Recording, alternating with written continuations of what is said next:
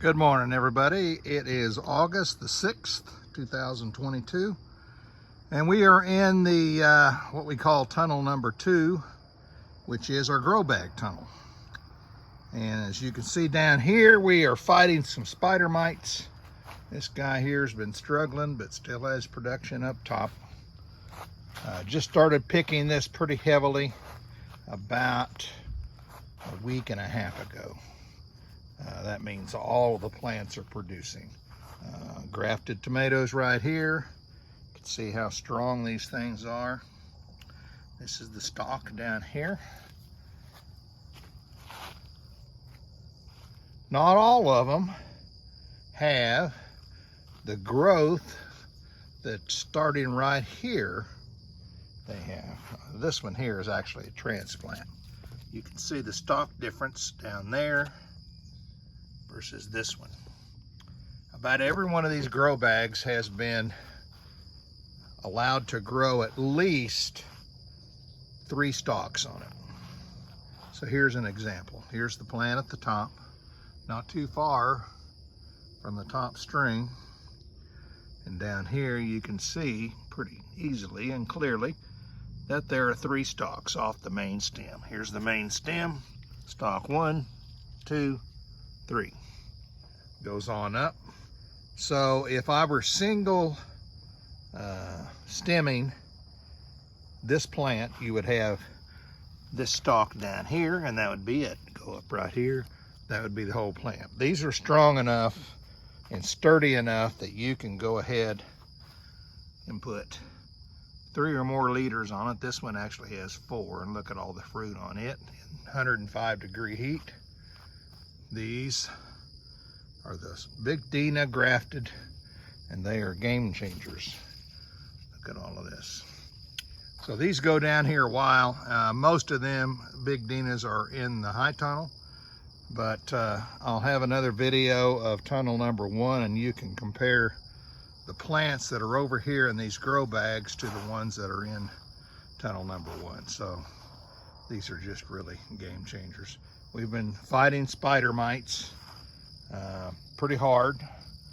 These are BHN 589s, doing very well. Still have some issues on 1 or 2. Here's one that's actually has a smaller grow bag. That's a 2-gallon grow bag. These over here are 3 gallons. Pretty much have indicated to me that you need more of the grow space, although this one is a 2-gallon also. So who knows? Grafted plant in a 2-gallon grow bag. Every one of these plants will have a bag full of roots. This whole bag of this plant, if you stick your finger in it, you can't even get it through all the way because it's completely roots. Very fine roots. This tunnel's doing pretty well. Show you down here. This plant right here is a grafted Big Dina. It has probably already had 20 pounds picked from it, and it's barely up to my belly button. I don't know why, but this one just shoots every bit of production into fruit. Now from here on down, these are all non-grafted Big Dinas. And they were planted later, and they are not doing as well as the others, obviously, but they're growing and putting on fruit. That's a non-grafted stem, and quite different. Over here again, a BHN 589.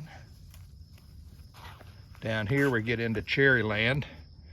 These are grafted cherry tomatoes. These are sun golds. They've been picked pretty heavily. And then we're getting into regular tomatoes in here too. And down here are our peppers. This is a purple pepper. Puts on tiny little purple chilies. And this one right here is a hatch chili. Look at those. pretty awesome. I'm going to save a bunch of seeds, and I'm raising a bunch of hatches next year. And these are other varieties of chilies. Over here is the tomato experiment. Not going too well. I think we've got some bug issues here I've got to spray for, which this is just a total experiment all the way. We've got a few little, I guess they're tomato or watermelon, I don't know. So, and then these are big beefs and estimino plants. And these were put in a couple weeks ago, really taken off. Over on this side is Red Mountain, Red Mountain determinants.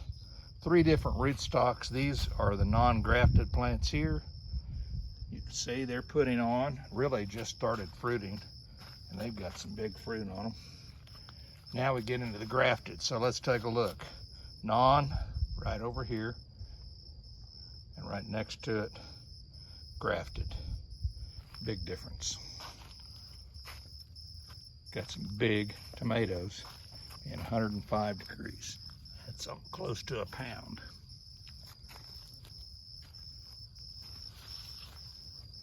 Quiet here. Usually if I have fans running in this thing, 3 of them, 24/7.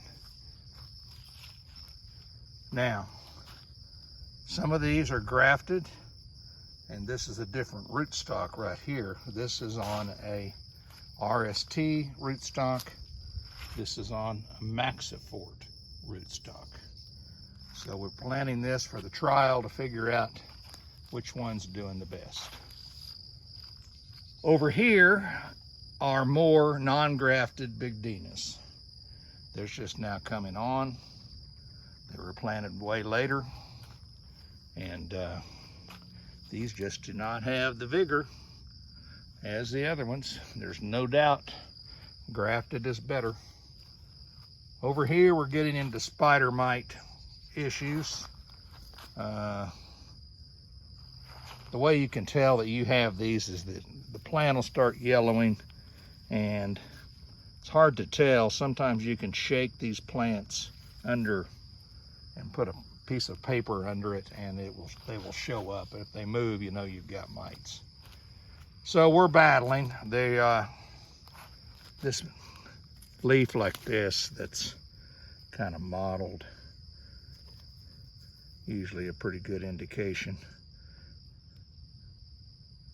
These could also have a deal called leaf miners, which make little squiggly things on the back of it.